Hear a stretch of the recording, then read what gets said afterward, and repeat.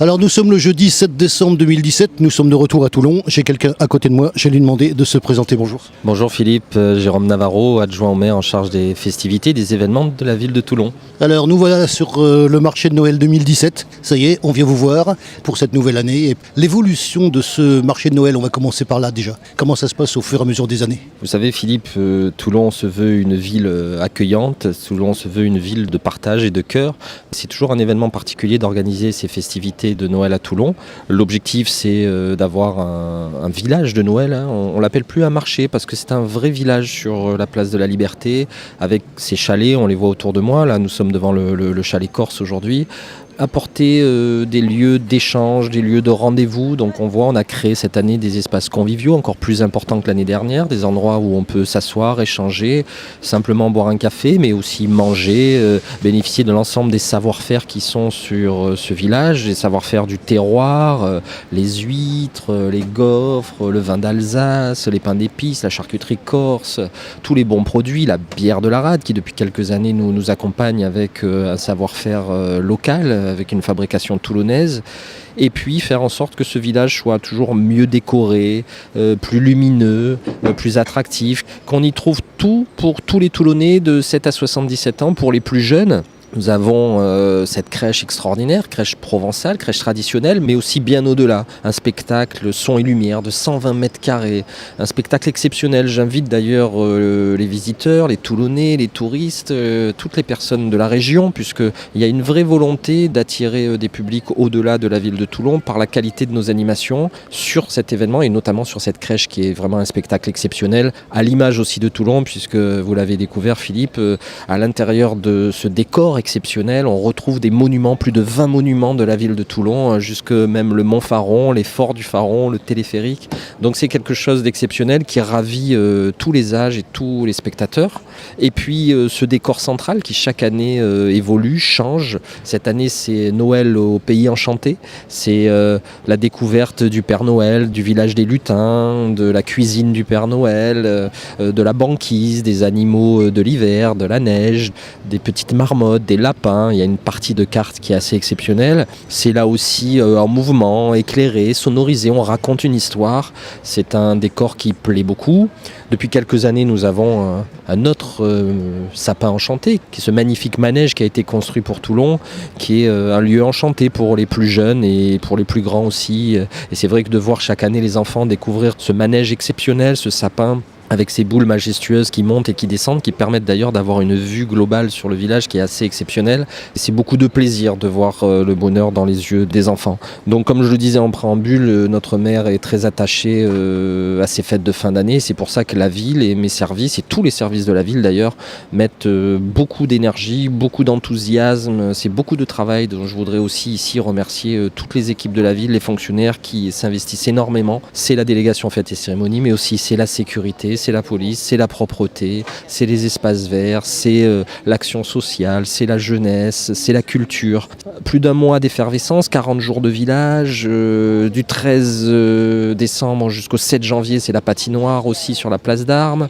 Donc tout le cœur de ville qui se met en mouvement pour la féerie de Noël. Cette année, il faut souligner un aspect supplémentaire. La volonté a été encore d'agrandir et d'augmenter la proposition des animations de Noël. Alors on le trouve dans le programme d'ailleurs, un programme qui est une brochure complète éditée par le service communication de la ville de Toulon que j'invite à découvrir. Elle est en distribution sur le village, dans tous les points d'accueil, office du tourisme, mairie annexe. Donc nous avons 2 pages importantes qui proposent les nouveautés cette année, puisqu'on aura à l'Opéra tous les soirs entre le 15 et le 24 décembre, donc dès la tombée de la nuit, un véritable mapping, une projection lumineuse féerique, un spectacle lumineux et sonore qui sera projeté, que les visiteurs pourront découvrir. Un peu à l'image de ce qui est fait lors de la fête des Lumières début décembre à Lyon. C'est assez remarquable. Donc ça tous les soirs jusqu'au 24 décembre. Toujours dans l'esprit Toulon en lumière, place de l'Équerre, la nouvelle place, le nouveau quartier des Arts. Il y aura là aussi du 15 décembre au 2 janvier, au 3 janvier même, tous les soirs à la tombée de la nuit, un spectacle féerique composé de monolithes de verre dans lesquels sont soufflées des plumes lumineuses. Là aussi, on aura un aspect sonore et on pourra déambuler dans ce décorum. C'est vraiment quelque chose de très poétique, de très joli à découvrir. Toujours dans les nouveautés, nous aurons aussi des places que nous avons appelées au cœur, c'est-à-dire des chants de Noël qui auront lieu à toute heure, plus particulièrement en fin de matinée et en début de soirée, et notamment avec le Chœur du Sud, qui est un chœur remarquable qui illumine, je dirais, la région et même au niveau national, a des retombées au niveau national, fait chanter d'ailleurs beaucoup de choristes qui sont issus de l'agglomération toulonnaise et feront des chants de Noël, des chants remarquables et animeront tout le cœur de ville sur plus de 16 places du cœur de ville. Donc voilà, c'est quelque chose de très important, mais de rajouter à la magie, comme on le voit sur le village. Cette année, on a accordé encore plus de soins au décor, aux ambiances. Voilà, on entend des rires derrière, on entend des gens qui vivent. Et c'est devenu vraiment un lieu de rencontre, un lieu d'échange. On sort après le travail, on vient avec les enfants et on passe un très bon moment. On peut y faire ses emplettes de Noël avec les chalets artisanaux. Cette année, 7 artisans supplémentaires sont venus renforcer. Voilà, le terroir pour pouvoir manger des bonnes choses salées et sucrées. Et puis toutes les animations, on a parlé de la crèche, on a parlé du sapin, on a parlé du décor. Et il faut parler aussi du chalet des associations, qui est une nouveauté depuis 2 ans sur le village. Donc nous proposons au tissu associatif toulonnais de venir investir ce chalet. En contrepartie, il propose une animation gratuite au public. Et hier, il y avait les yeux dans les jeux, il y avait des animations avec des jeux en bois, on a des clowns, on a des magiciens, on a l'école de la Targot, la culture provençale, les 13 desserts, les fours à pain, on a Madame Gonnet avec les robes de princesse pour que les petites filles puissent s'habiller en princesse et balader dans le village de Noël. Ça connaît, hein. Voilà. Le Pharon, hein. Le Pharon, voilà, on a eu la chance de la recevoir lors de Vivement Dimanche au Pharon. Donc tout ça, C'est vrai que c'est un cachet, hein, oui, et puis ça participe là aussi à la féerie. Vous voyez, quand une petite fille essaye une robe de princesse et se balade dans le village de Noël avec les éclairages, avec les ambiances, avec le chalet du Père Noël, tout ça participe à la magie et au bonheur des enfants. On met beaucoup de cœur, on a vraiment envie que les Toulonnais, les Toulonnaises, et notamment les plus jeunes, passent des fêtes agréables, des moments de bonheur. La vie est compliquée, hein. On est confronté à des choses horribles, hein. Et je pense que dans ces moments-là, il faut se retrouver entre Toulonnais, entre familles, entre amis et partager des vraies valeurs parce qu'on en a besoin. Il ne faut pas perdre ces valeurs-là, c'est très important. Alors on vient visiter le village avant qu'il se monte. Moi, il y a quand même quelque chose que j'ai à dire, puisque vous le savez, on était vraiment présents sur l'édition 2016. Et ce qui fait drôle à la fin, puisque ça dure quand même pas mal de temps, c'est quand on voit le village se démonter. Parce qu'on a passé un mois ici. Un mois, c'est très long. Il y a beaucoup de choses, il y a beaucoup de souvenirs. Et quand on voit ce village disparaître, on se dit presque, tiens, il manque quelque chose.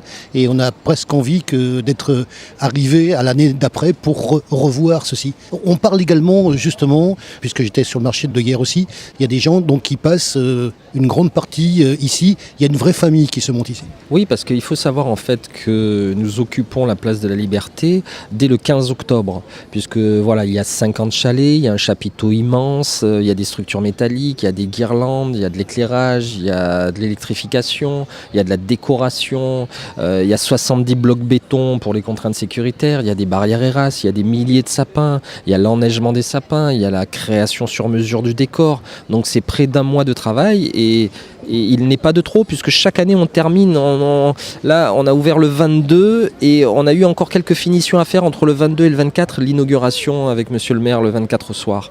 C'est énormément de travail et d'implication et c'est vrai que donc entre les équipes techniques, les exposants, les animations, une fois qu'on boucle tout et qu'on démonte tout, on arrive presque à mi-janvier. Donc c'est énorme, c'est une période très longue, c'est la plus grosse manifestation pour ma délégation et mon service. On peut parler aussi que pendant le marché, pendant le village de Noël, il y a des équipes techniques qui sont là en cas de problème, au cas où il se passe quelque chose. Tout à fait, alors on a mis en place des permanences avec du personnel administratif qui est en lien avec les chalets pour voir si les choses se passent bien, comment les choses évoluent. On a un personnel technique mis en place pour aider à remonter, à désinstaller. On a eu du vent, parfois on a des décors qui tombent. On a un agent électrique pour les problèmes électriques, donc quasiment à plein temps on a 3 personnes toutes les journées.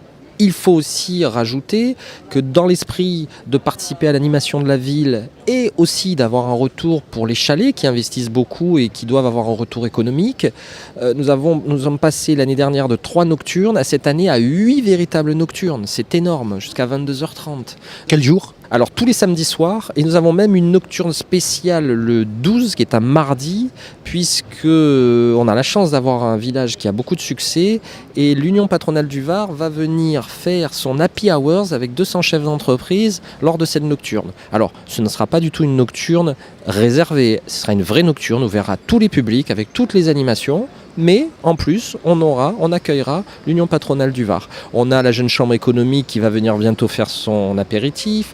On a Philippe, vous serez à nos côtés, le conseil d'administration de la régie du téléphérique qui passe toujours un samedi soir aussi sur le village. Voilà, beaucoup de partenaires s'investissent et viennent vivre la magie de Noël et le partage parce qu'on s'aperçoit qu'on passe toujours un agréable moment sur ce village. Nous avons globalement augmenté tous les horaires. La semaine, c'est jusqu'à 20h30. Les vendredis, 21h30. Donc les vendredis sont aussi des petites nocturnes. Donc beaucoup de choses sont faites pour participer à cette magie de Noël et permettre aux Toulonnais de profiter pleinement puisque on a des périodes où on a plus d'enfants, on a des périodes où on a un public un peu plus adulte. C'est vrai que le soir, les adultes aiment bien venir et alors ce qu'on fait aussi systématiquement, un peu à l'image du chalet des associations, c'est que sur chaque nocturne, on a des animations, des concerts, des chanteuses, des spectacles. Et ça participe aussi à se retrouver dans un lieu convivial. C'est vrai que quand on boit un verre, on déjeune ou on dîne avec des amis, on a un groupe à côté, c'est sympa.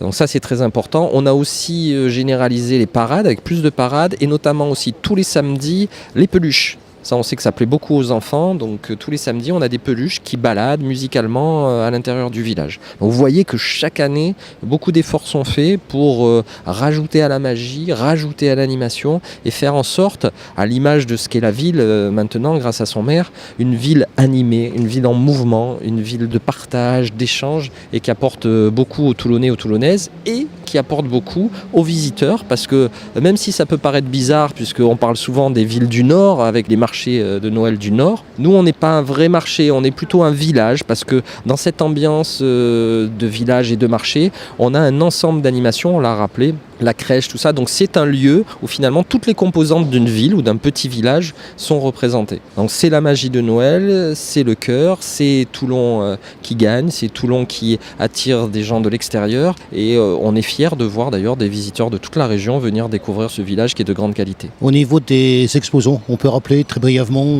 ce qu'il y a. Donc déjà, on a de la création, puis pas mal de choses. L'organisateur qui parle au niveau de ces exposants. Oui, c'est bien parce qu'en plus ce qui s'est passé à Paris, donc avec le village de Noël des Champs-Élysées, nous a fait nous interroger parce que quand on a montré du doigt des chalets comme étant, comme proposant des produits venant beaucoup de Chine ou d'Asie, nous on a fait une étude complète sur notre village et finalement on n'a quasiment rien qui vient de ces pays-là. Déjà au niveau du terroir, on n'a que des produits locaux. Bon, ça c'est une évidence puisqu'on ne peut pas venir avec des produits trop loin, mais on n'a que des savoir-faire locaux, la bière de la Rade, les charcuteries corses, les marrons de Colobrières, des spécialités culinaires d'ici ou de France, avec les huîtres, avec le vin blanc, avec des vins qui viennent de la région. Donc tout le terroir est vraiment acté sur du savoir-faire. Au niveau des artisans aussi, beaucoup de bijoux locaux, de création locale, de maroquinerie locale, où la plupart des produits sont fabriqués en France. Aussi au niveau des chalets pour les enfants, on a des poupées qui sont fabriquées en Europe, en Espagne, on a des bouillottes qui sont fabriquées en France, on a des petites chouettes, c'est de l'artisanat français. Donc voilà, on va dire 70% c'est de la fabrication française et 30% c'est de la fabrication européenne. On n'a pas de fabrication asiatique ou extérieure. Donc ça c'est une vraie force aussi de proposer de l'artisanat, des savoir-faire et ça c'est une chose je crois essentielle.